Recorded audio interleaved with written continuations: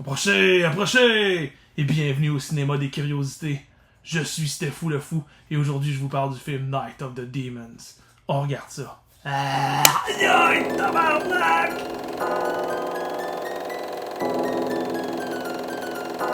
Where am I? La Nuit des démons est un film d'horreur sorti en 1988 et réalisé par Kevin S. Tenney. Angela, une adolescente gothique rebelle, et son amie superficielle Suzanne décident d'organiser un party d'Halloween mémorable. La fête aura lieu à Hull House, une maison funéraire abandonnée qui a une longue histoire de malédictions et de meurtres horribles qui s'y sont passés. Au lieu d'inviter beaucoup de gens, elle sélectionne tous les archétypes des adolescents des années 80. On a la fille gênée, légèrement plaignarde, le gars populaire de l'école, un peu cave, le rebelle au cœur tendre, le gros punk sale épais, Eat a bowl of fuck! le gars peureux dont le père est un preacher, le gars intelligent qui connaît tout, la copine dévouée, etc. La fête se déroule très bien avec des blagues, de la musique, de la danse et de l'alcool. Après un moment, Angela souhaite faire une séance et parler avec les morts. Franny propose de faire une séance d'une vie passée, où le groupe se réunit devant un miroir et en se concentrant, ils verraient leur vie antérieure. La séance tourne mal et le miroir se brise. En ce même moment, des bruits émergent du sous-sol. Un esprit démoniaque s'échappe du four crématoire Evil Dead style et entre dans le corps de Suzanne. Suzanne, possédée, décide d'embrasser Angela et ainsi partager la possession démoniaque. Les hôtesses du party, maintenant devenues des démons sanguinaires, la soirée s'annonce infernale et croyez-moi, la fête ne fait que commencer. Night of the Demons est non seulement un de mes films d'horreur préférés, mais c'est en fait un de mes films préférés, tous genres confondus. J'ai énormément d'affection pour ce film-là. Je le regarde par tradition à chaque Halloween, mais il y a un certain moment de ma vie où je le regardais à peu près une fois toutes les 2-3 mois à peu près. Pendant un an peut-être, 2 ans. Pourquoi j'ai autant de plaisir à regarder ce film-là? C'est pas un grand film artistique, c'est pas non plus le plus weird, mystérieux, hors norme, au contraire, mais dans ce film-là, il y a plein d'éléments, de trucs que j'aime qui sont combinés, puis ça, je trouve ça vraiment cool. Bon, déjà, on peut dire que le film se passe à l'Halloween, donc pour pas mal tous les fans de films d'horreur, l'Halloween, c'est une fête, c'est notre fête préférée, il faut pas s'en cacher. Ça, c'est un tout petit détail, mais j'aime beaucoup le fait que l'actrice principale, le personnage principal, soit déguisé en Alice in Wonderland. J'adore l'histoire de Alice in Wonderland. Puis, ce que j'aime, c'est qu'il y a autant des trucs qui peuvent être faits un peu très enfantins, mais des trucs également très dark. Tu peux adapter cette histoire de tellement de façons différentes. Fait que moi, je trouve ça vraiment cool. C'est d'ailleurs un truc que vous risquez peut-être de voir popper à m'amener quelque part sur ma chaîne, j'en dis pas plus pour l'instant, mais c'est quelque chose que je trouve cool. Puis tu sais, on peut dire que ce film-là est un peu un genre de Alice in Demonland, puis ça, je trouve ça badass. C'est un film des années 80 et personnellement, c'est pas mal ma décennie préférée pour les films d'horreur. J'adore vraiment toutes les époques de l'horreur. Le gothisme des années 50, la violence super méchante et cruelle des années 70, qui était comme plus ultra réaliste. J'adore et j'ai beaucoup de respect pour ces films-là. C'est des films que j'adore. Je suis un gros fan d'exploitation déjà, donc j'aime beaucoup ces films-là. Mais selon moi, les années 80, en tout cas pour moi, je trouve que ça l'a vraiment clenché l'imagination dans le plancher. Il y a tellement de films originaux des années 80, c'est pas pour rien qu'on fait des remakes puis des remakes des années 80 tout le temps, puis que même aujourd'hui, il y a beaucoup de films ou de téléséries qui sont un peu inspirés années 80. Je pense que c'est pas pour rien, c'est tellement une décennie qui était éclatée, sans limite, qui était vraiment intéressante. Il y avait une liberté créative presque complète. Les réalisateurs des années 80 ont justement grandi avec les films des années 50, 60 et 70. Donc, quand ils sont devenus à l'étape de réaliser des films, ils ont voulu pousser la barre un petit peu plus loin, mais en s'amusant avec les codes déjà établis, ce qui donne des trucs vraiment là assez imaginatifs. le gore des années 80 était super savoureux. Tout reposait sur les maquillages, sur les prothèses, sur le sang, aussi sur la technicalité de savoir comment bien éclairer ton gore, comment le faire ressortir. C'est vraiment quelque chose qui était comme viscéral. Tom Savini, Rick Baker, Rob Bottin, Stan Winston, c'est tous des artistes super talentueux qui ont émergé dans les années 80. Je pense que la plupart d'entre eux ont commencé un petit peu avant, dans les années 70, mais il reste qu'on s'entend que la majorité de leur gros travail, de leur plus impressionnant travail, a été des années 80, même un petit peu début 90. Bon, Stan Winston avec Terminator 2, on se trompe pas, c'est quand même encore aujourd'hui, ça passe super bien. Mais c'est ça qui fait qu'on en parle encore aujourd'hui, c'est que ces effets-là étaient vraiment créatifs, mais bien faits, bien pensés, de savoir comment on allait prendre quelque chose, comment on allait faire tel effet, parce qu'il y avait souvent pas de précédent à comment on allait faire comme ça. Je donne un exemple dans le Loup-garou de Londres. D'habitude, les transformations de loup-garou, ça se faisait, mettons, on voyait le gars, puis on voyait que ça coupait. Mettons qu'il rajoutait une image par-dessus que c'est lui qui avait plus de poils, puis c'est comme vraiment un truc en montage où, mettons, le gars il se cachait, puis il revenait, puis il était transformé. Donc quand Rick Baker est arrivé avec la transformation de le gars, qu'on voit la gueule qui sort de son visage, puis que ça fait comme grossir, c'était jamais vraiment vu avant. Fait que il a fallu vraiment beaucoup d'innovation pour amener ce genre d'effet-là. Puis c'est pour ça qu'on en parle encore aujourd'hui. Puis qu'on essaye de reproduire ça un peu, surtout, mettons, des gens comme Damien Leone pour Terrifier qui essaient de pousser ça plus loin ou de faire des trucs vraiment originaux. Mais ça part de là, ça a vraiment été l'émergence du gore. Dans Night of the Demon, c'est Steve Johnson qui est à la charge des maquillages et des effets spéciaux.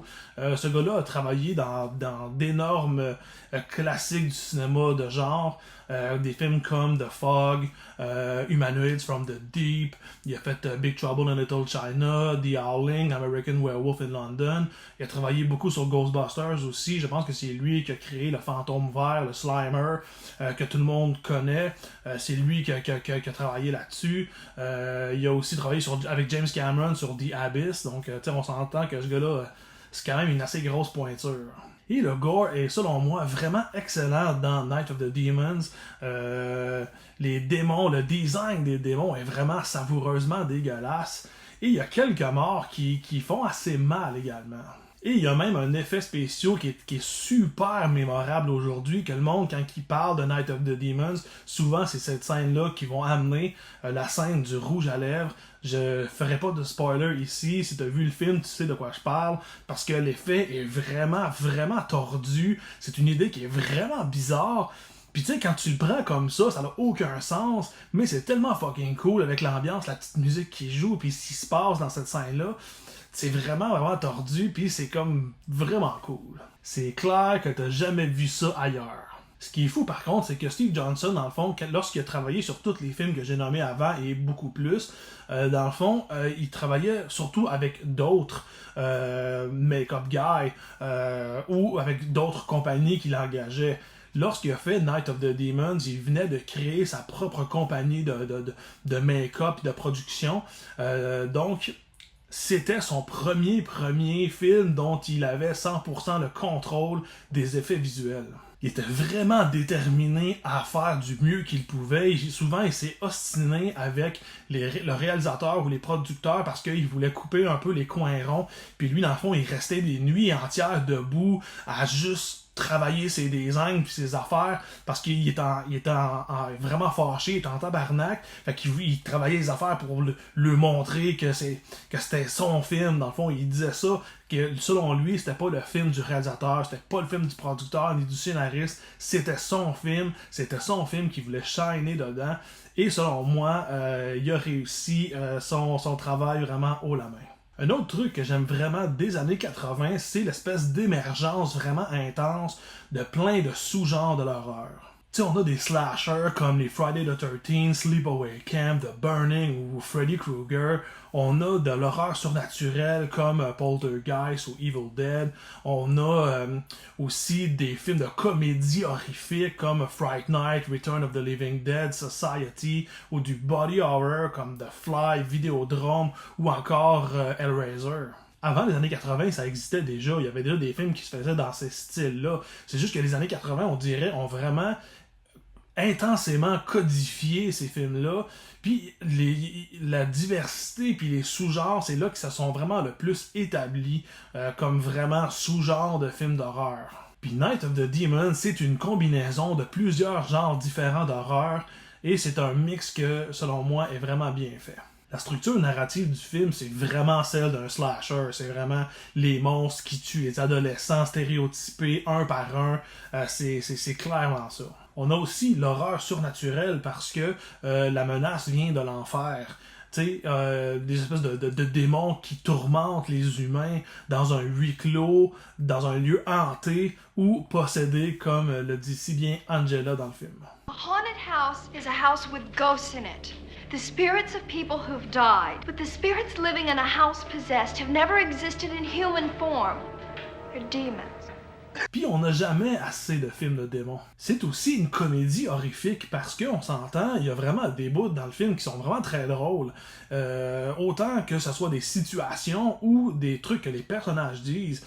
Puis, tu sais, le film n'est pas une comédie pure, mais tu sais, il y a assez une espèce de vibe légère pour que ce soit divertissant puis le fun. C'est un peu la même chose avec Fright Night, Society ou l'autre que j'avais nommé, c'était quoi? C'était Return of the Living Dead. Ça reste des films d'horreur, mais il y a quand même un côté léger, un peu tongue-in-cheek, qui est juste amusant. Puis pour moi, ça fit vraiment avec la thématique d'Halloween. C'est le genre de film que j'aime regarder à l'Halloween, le genre de film justement, tu sais, qui sont sérieux, mais en même temps, tu sais, légers, puis tu sais, juste le fun, un peu comme Trick or Treat avait fait, Tales of Halloween aussi. C'est des films qui sont le fun à regarder à l'Halloween parce que justement c'est divertissant, puis en même temps, tu sais, ça reste un film d'horreur, il y a quand même du gore, c'est quand même, tu sais, c'est quand même pour un public averti. Fait que le mélange des deux, selon moi, ça a vraiment une vibe Halloween le fun.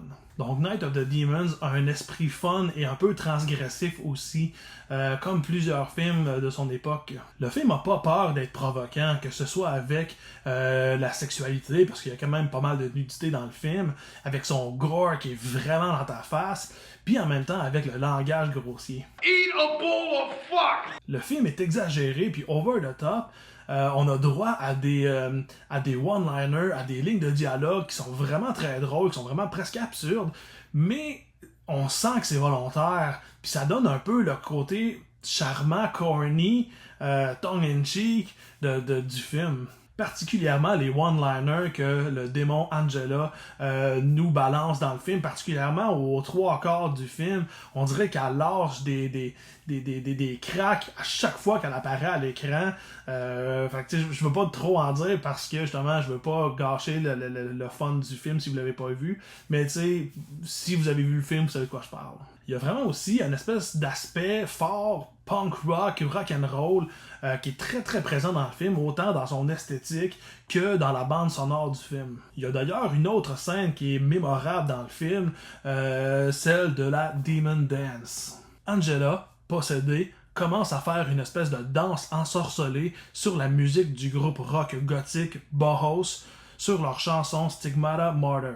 Cette scène-là est vraiment cool puis originale, la chanson est badass, puis m'a fait connaître le groupe Bauhaus que j'adore, et la chorégraphie a été faite par l'actrice Amelia Kincaid, justement, puisqu'elle est également une danseuse professionnelle.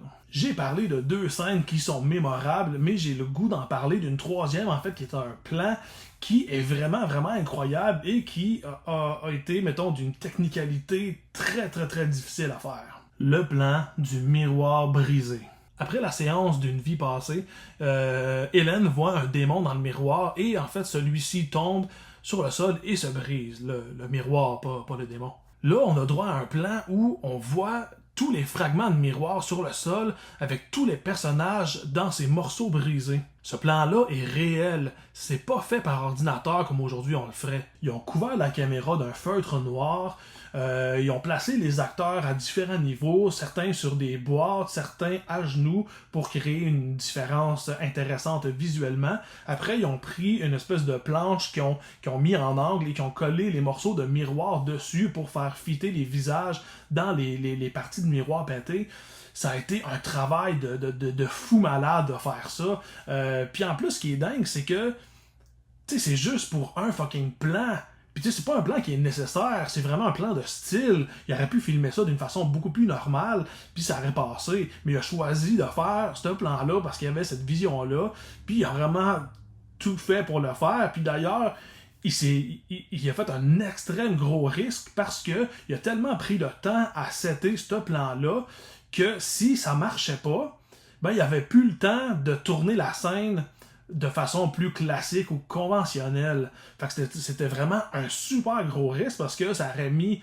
il y aurait eu des problèmes au niveau de la longueur de tournage. S'il aurait tourné plus longtemps, ça aurait coûté plus d'argent. Ça aurait amené beaucoup de problèmes. Fait que, je respecte vraiment cette affaire-là. Non seulement le plan, il est cool, il est original, mais en même temps, on n'a pas vu ça dans d'autres films aussi. C'est comme vraiment quelque chose qui est original, mais en même temps, le fait qu'il ait autant risqué pour quelque chose qui n'était pas nécessairement nécessaire, je trouve que c'est comme ça montre je sais pas, au moins une espèce de flamme dans le ventre, là, la flamme de la passion qui est intense. Là. Désolé si je vire fou, mais je trouve ça vraiment cool comme plan.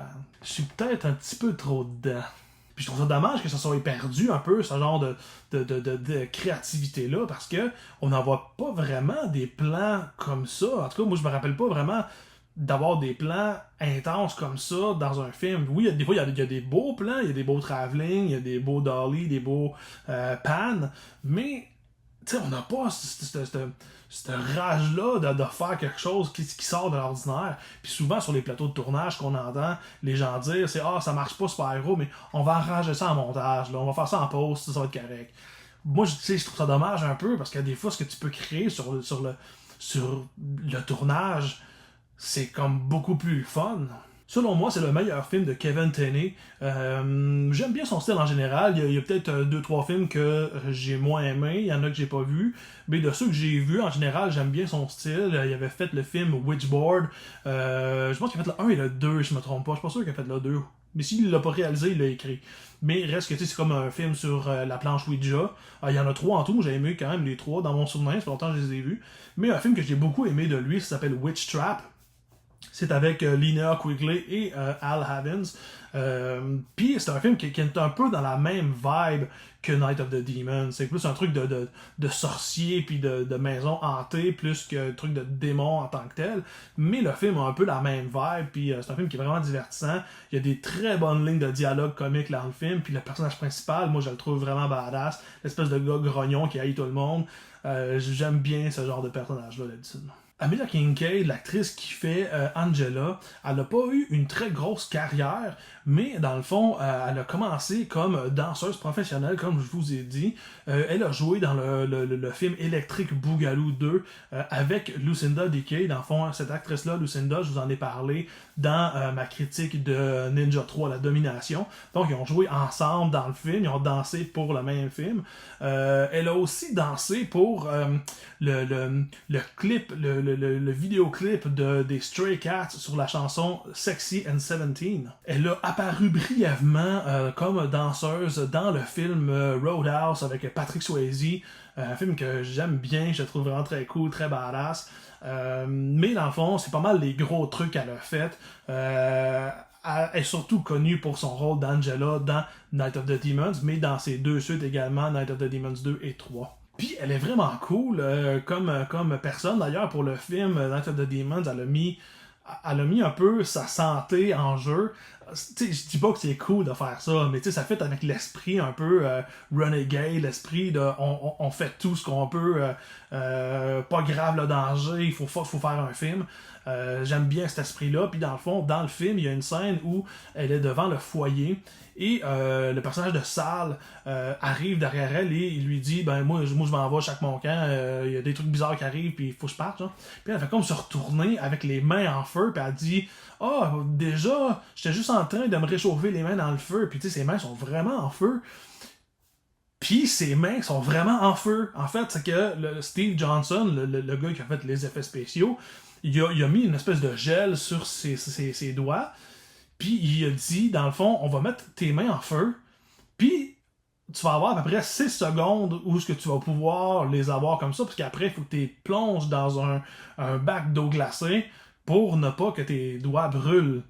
Puis, tu sais, je veux dire, plein du monde aurait refusé de faire ça, puis tu sais, avec logique, mais en même temps, quand t'as la flamme de la passion, ben, elle a décidé de le faire, puis c'est pour ça, à un moment donné, on voit cette scène-là, puis elle est comme au ralenti un petit peu, c'est pas pour donner un effet court, c'est parce que il fallait qu'on le voit un petit peu plus longtemps, puis dans le fond, dès qu'elle a mis ses mains, elle a dit sa ligne, puis elle les a tout de suite mis dans l'eau, fait que ce plan-là, c'était vraiment un plan là, Renegade, vraiment fucking cool. Aujourd'hui, dans le fond, je pense qu'elle fait plus vraiment de films ni de danse.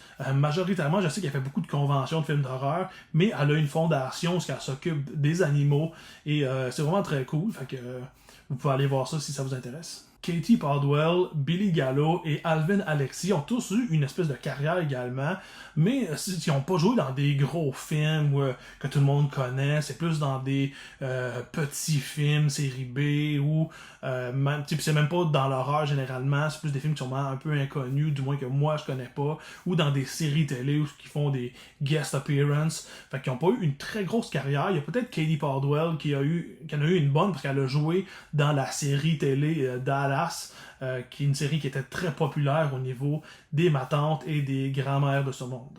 Philippe Tanzini a eu une petite carrière également, mais en fait, il est plus dans le doublage ou dans le voice-over parce que les plus gros projets auxquels il a participé, ce sont les jeux vidéo Command and Conquer. Sinon, il y a Al Havins qui est un petit peu plus connu parce qu'il a joué dans des trucs que beaucoup de gens qui sont pas nécessairement fans d'horreur ont entendu parler. Dans le fond, mettons en termes d'horreur, il a joué dans Witch Trap de Kevin Tenney, justement, mais il a aussi joué dans un film que j'ai de la misère à prononcer le titre, je vais m'essayer.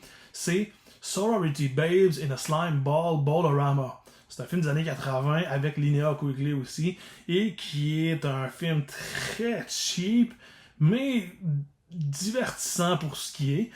Mais dans le fond, quand je parle de trucs un petit peu plus connus, c'est qu'il a joué dans des séries télé comme Parks and Recreation, Fear of the Walking Dead, il a fait L'Arme Fatale et aussi Westworld. On a aussi Jill Terashita, qui est non seulement est absolument sublime, mais qui est vraiment également très cool. Elle n'a pas eu une très grosse carrière non plus, mais elle a joué dans un film que j'aime bien, qui est Sleepaway Camp 3. Donc un bon petit slasher comme on les aime. Ce qui est drôle à savoir, c'est que dans les deux films, Night of the Demons et Sleepaway Camp 3, elle se fait attaquer par un antagoniste qui s'appelle Angela. Et finalement, le plus gros nom que vous connaissez déjà sûrement, c'est la Scream Queen Linnea Quigley. C'est une des plus grandes Scream Queens de sa génération. Elle a commencé sa carrière dans les années 70 et sa carrière marche encore très bien aujourd'hui. C'est sûr que pour Monsieur, Madame, tout le monde, c'est pas une Scream Queen comme Jamie Lee Curtis ou Danielle Harris ou je sais pas moi, Neve Campbell. Elle est pas reconnue à ce point-là au niveau commercial, Hollywood, intense. Elle est connue majoritairement pour faire des films série B, cheap, faits sur le coin d'une table, mais avec beaucoup de passion. Donc, tu sais, c'est plus ce genre-là qu'elle a fait, qu'elle a pas mal toujours fait, mais il reste qu'elle a le droit à tout notre respect. Elle a fait des super bons films, des prestations un peu loufoques, puis tu sais, je peux pas dire que c'est la meilleure actrice du monde, mais elle se donne à 100%, puis elle est vraiment cool. J'entends parler en entrevue, elle est vraiment, vraiment sympathique, down to earth. Fait que j'ai vraiment beaucoup de respect pour elle. C'est une vraie guerrière de l'horreur. Elle a joué dans des films comme Graduation Day, Savage Streets, il y a eu Silent Night, Deadly Night, Return of the Living Dead. Ceux-là, c'est quand même des plus gros noms. Il y a des trucs un petit peu moins connus, mais il reste que c'est vraiment malade. Elle a vraiment une très bonne carrière. Fait que Linnea Quigley est vraiment, vraiment très cool. D'ailleurs, dans le royaume des trucs qui est le fun à savoir, mais qui te sert à rien, sur le tournage de Night of the Demons, elle avait quand même de la nudité à faire, comme dans la plupart de ses films, surtout de cette époque-là. Mais dans le fond, pour une certaine scène, il fallait qu'elle se fasse faire un buste de son buste. Il fallait qu'elle ait une prothèse pour son chest. Et dans le fond, c'est Steve Johnson qui l'a fait. Et un petit peu après le tournage, ben, ils ont sorti ensemble. Il y a une histoire d'amour qui a évolué à partir de ça. Et ils se sont mariés ensuite. Le mariage n'a pas duré longtemps. Je pense qu'il a juste duré 2 ans. Mais c'est quand même une belle histoire d'amour qui a commencé avec des boobs. Nice. Comme je disais plus tôt, les personnages sont vraiment tous des clichés des années 80, mais ils sont vraiment le fun. Autant les personnages en eux-mêmes que l'interprétation des acteurs puis la chimie que ces acteurs-là ont ensemble. Ils passent vraiment beaucoup de temps à s'insulter un peu, mais on sent que c'est un peu bon enfant. T'sais, je sais pas, vous avez sûrement ce genre d'amis-là, où quand on se voit, on s'envoie chier, on se niaise, on rit l'un de l'autre, mais c'est fait vraiment avec amitié puis avec le fun. C'est pas méchant. Il y a juste Stooge qui est un petit peu méchant. Shut up and drive, bitch! Puis je peux dire qu'il y a comme quelques petites choses par rapport à chaque personnage qui fait que ça les redéfinit un peu sur le cliché qu'ils sont. J'irais pas jusqu'à dire qu'ils sont profonds. Je peux pas faire ça, ça reste des clichés. Mais il y a quand même des petits trucs charmants qui nous suggèrent le fait que ces personnages-là sont peut-être un petit peu plus trois-dimensionnels qu'on pourrait le penser au premier regard. Là, on a Max qui est un petit peu l'espèce de rat de bibliothèque, qui est en fait l'espèce de machine à exposition du film, puisque c'est lui qui raconte toutes les histoires qui se sont passées à Hull House. Puis tu sais, c'est comme, on pourrait dire que c'est un nerd, parce que tu sais, il dit ouvertement qu'il est comme des bibliothèques à chercher des trucs sur la géographie ou sur la ville ou des trucs comme ça. Mais le personnage n'est pas l'espèce de nerd que tout le monde se moque. Tu sais, l'espèce de gars à lunettes que tout le monde rit de lui parce qu'il est comme trop geek. C'est comme, il est vraiment super cool. C'est lui qui lâche tout le temps des jokes que tout le monde rit. C'est comme le gars qui est comme un peu le gars cool quasiment de la place, alors que c'est comme, techniquement, c'est comme le nerd. Puis tu sais, il est ami avec le gars populaire de l'école qui est Jay, qui lui est un espèce de maudit cave, par exemple. On a aussi Sal Romero, qui est l'espèce de gars bum un peu, tu sais, qui se fout de tout, qui a vraiment l'attitude de « je me sac de tout », puis tu sais, il y a rien d'important, puis tu sais, comme « fuck off », puis tu sais, il y a rien de grave, puis tu sais, il y a vraiment beaucoup d'attitude, mais quand que les problèmes arrivent, ben le gars, il devient genre vraiment un gars courageux, qui est super proactif, puis tu sais, qui va vraiment protéger les autres. Fait que, tu sais, il est plus que ce qu'il laisse penser être. Puis, à limite, même Stooge, il est comme pas aussi unidimensionnel qu'on peut le penser. Parce que tout le long, on voit qu'il fait juste envoyer chier le monde, puis dire de la merde, puis c'est vraiment le gros cave. Mais il y a une scène, il y a un petit moment que je trouve le fun, c'est qu'à un moment donné, il danse avec Angela, qui est possédée, mais que lui, il ne sait pas encore. Il fait comme danser avec elle. Puis elle regarde, puis elle fait comme il dire « J'avais jamais réalisé à quel point t'es beau. » Puis il fait une espèce de un petit rire gêné, tu sais, qu'on sent que ce gars-là, c'est peut-être pas fait dire ça souvent dans sa vie, tu sais, que c'est comme le stéréotype, même dans le film, le monde il traite de porc ou de cave, tout ça, puis de recevoir ce compliment-là, il est comme mal à l'aise, on dirait, mais tu sais, content aussi. Fait que, tu sais, ça le rend quasiment attachant. Mais tu sais, en même temps, garde en tête que c'est probablement de la suranalyse que je fais là, que c'était peut-être même pas les intentions des gens, c'est juste que j'ai vu ce film-là 50 fois et plus, puis à un moment donné, c'est qu'à force de le regarder, ben soit que j'en tire des petits détails ou que je m'imagine du stuff, les deux sont super probables. Puis dans le film, il y a il y a un énorme cliché qui est présent dans pas mal tous les films d'horreur des années 80, même dans plusieurs films quasiment d'action ou de d'autres genres. C'est un gros cliché du cinéma américain.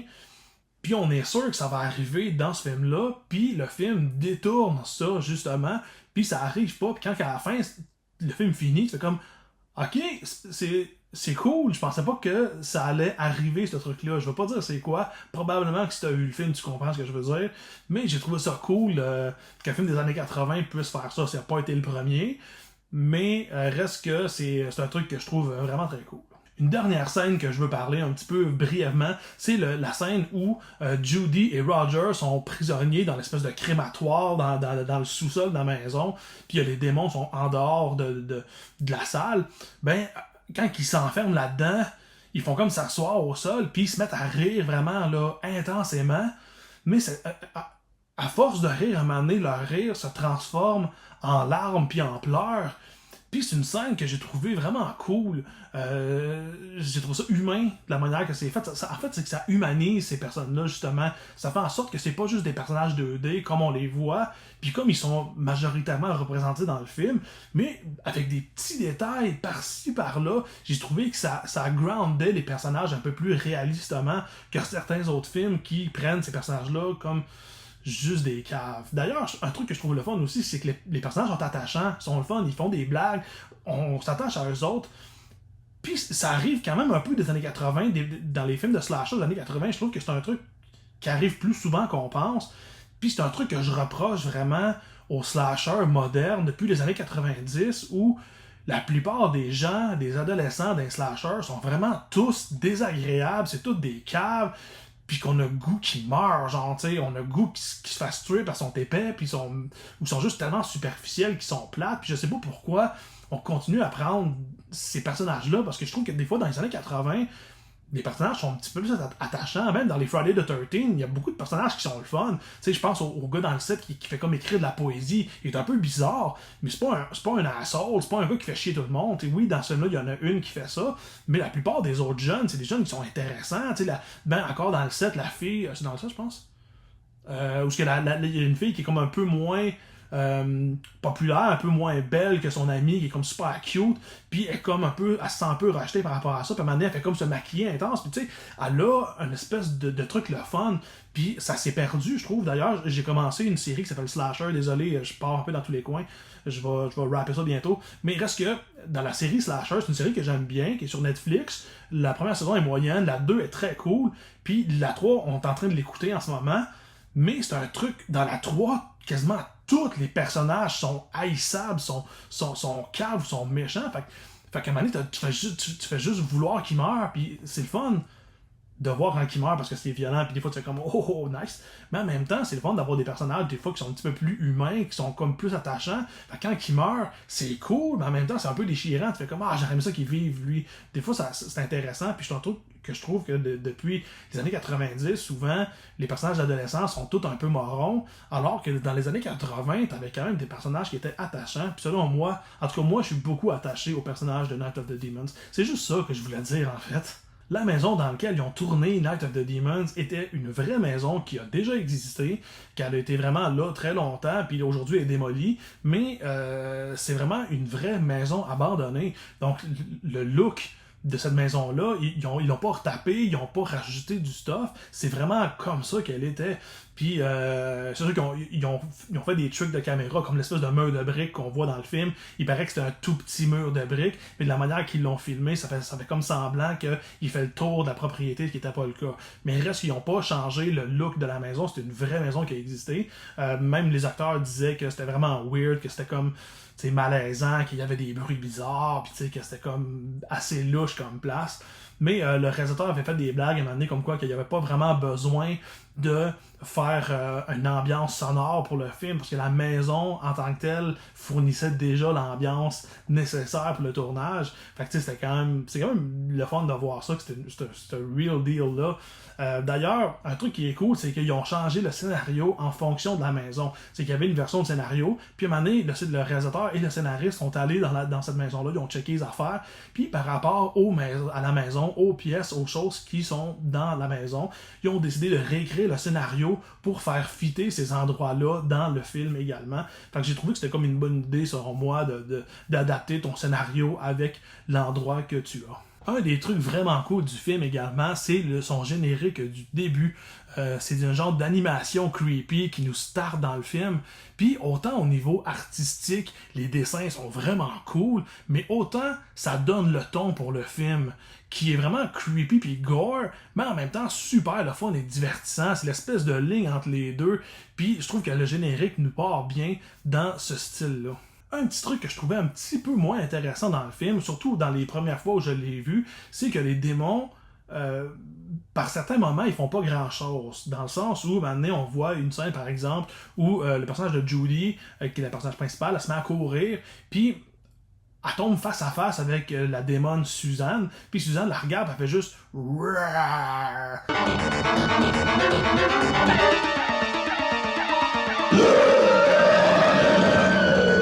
Puis tu sais, après ça, Judy fait comme s'en aller en courant parce qu'elle a peur, puis elle est comme pas poursuivie, elle est pas grabbée.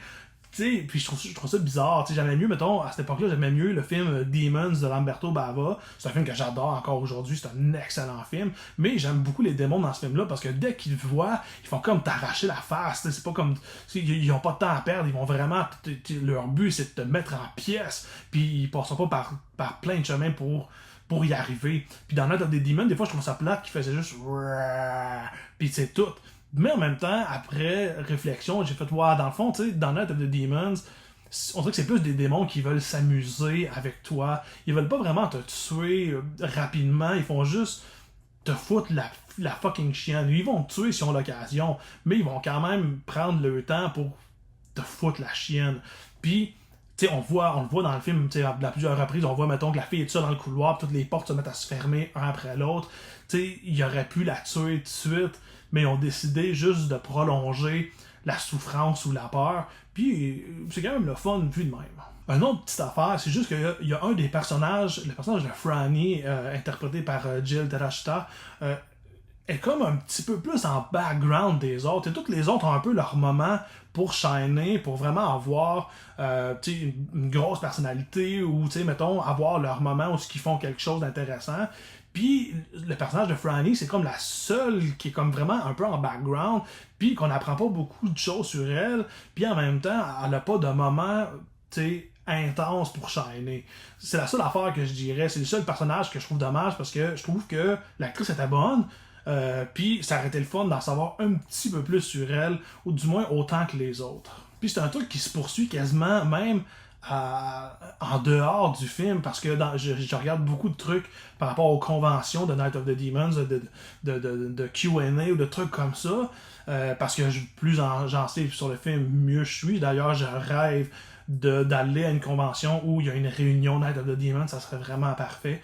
Mais elle est rarement invitée dans ces trucs-là. Je sais pas si c'est sa décision qu'elle décide de pas y aller. On l'a vu, elle était présente à certaines places. Elle est allée à Monster Mania, elle est allée à une couple de places, mais en général, elle est comme pas souvent invitée. Puis il y a eu même un documentaire que je trouve vraiment intéressant, qui est présent sur la version Blu-ray du film, mais que si vous l'avez pas, il est sur YouTube. Je vais mettre le lien dans la description. Dans ce documentaire-là, elle n'est pas présente, puis ils parlent jamais d'elle non plus. Ils vont parler de Phil Tanzini, que lui aussi est pas présent dans le documentaire, mais au moins il parle de lui un petit peu, tandis que Jill est comme carrément absente du film, puis personne n'en parle. Je trouve ça dommage un peu. Je trouve que ça aurait été le fun de la faire shiner un petit peu plus. Il y a également une compagnie de production dont j'oublie le nom et que je suis même pas allé voir sur Internet parce que je suis pas bon.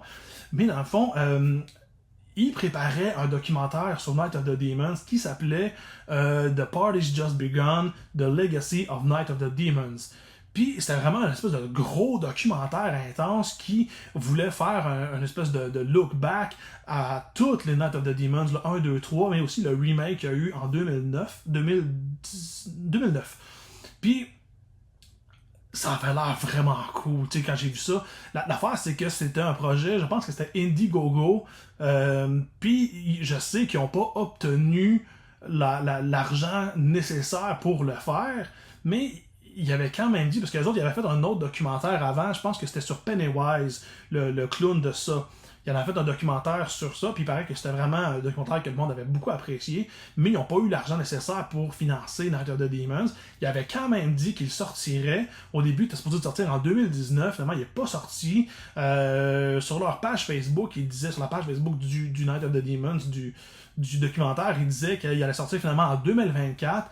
Il n'est jamais sorti, puis on n'a jamais entendu parler, puis j'ai écrit genre 2-3 messages, j'ai jamais eu de nouvelles sur ce documentaire-là. Je trouve ça super dommage, parce que les extraits du moins qu'ils ont montré de ce qu'ils voulaient faire, ça avait l'air vraiment fucking cool. Je sais pas si ça va sortir un moment donné, mais en tout cas, je vous tiens au courant si je vois que ça sort, parce que ça avait l'air top quality. Mais ce que je peux dire, c'est que Night of the Demons, c'est un film super divertissant, avec une énergie party horror, un esprit sauvage, une célébration du mauvais goût, de la séduction démoniaque, une atmosphère gothique et sensuelle, du bon gore, un peu d'érotisme pour titiller, de la comédie pour alléger le tout, et un côté fun, vulgaire et excessif. C'est une capsule temporelle de la culture horreur pop des années 80. Visuellement, c'est baroque et très coloré, presque un clip vidéo badass. Angela est selon moi une icône de l'horreur qui n'a pas le respect qu'elle mérite selon moi. C'est peut-être dû au fait que les suites de Night of the Demons étaient pas incroyables. Le 2 est quand même bon, mais il perd un peu le côté le fun, il est un petit peu plus sérieux, il est quand même très bon, mais il n'arrive pas à la cheville du premier selon moi. Puis le 3, c'est quasiment pire. Je veux dire, le 3, je l'aime, mais je peux pas dire que c'est vraiment un super bon film, mais c'est Angela, fait que je l'aime pareil. Mais à cause du fait que les deux autres sont peut-être moins bons, elle n'a pas eu la notoriété que les autres ont eu, comme Freddy, puis tout ça qu'on connaît. Mais selon moi, je trouve ça dommage parce qu'elle est vraiment cool, elle est vraiment dark, elle fait des lignes de dialogue comiques un peu comme Freddy, puis j'adore la manière qu'elle se déplace un peu dans le couloir, je trouve ça vraiment cool. Fait c'est une icône qui mériterait un petit peu plus de respect. C'est un film culte rempli de folie et un film d'horreur que je vous recommande très fortement, particulièrement un film à regarder le soir de l'Halloween. Merci d'avoir visité le cinéma des curiosités. Si vous avez apprécié votre visite, un like, un commentaire, un abonnement, un partage, c'est toujours apprécié. Que l'étrange soit avec vous et avec votre folie. Et joyeuse Halloween!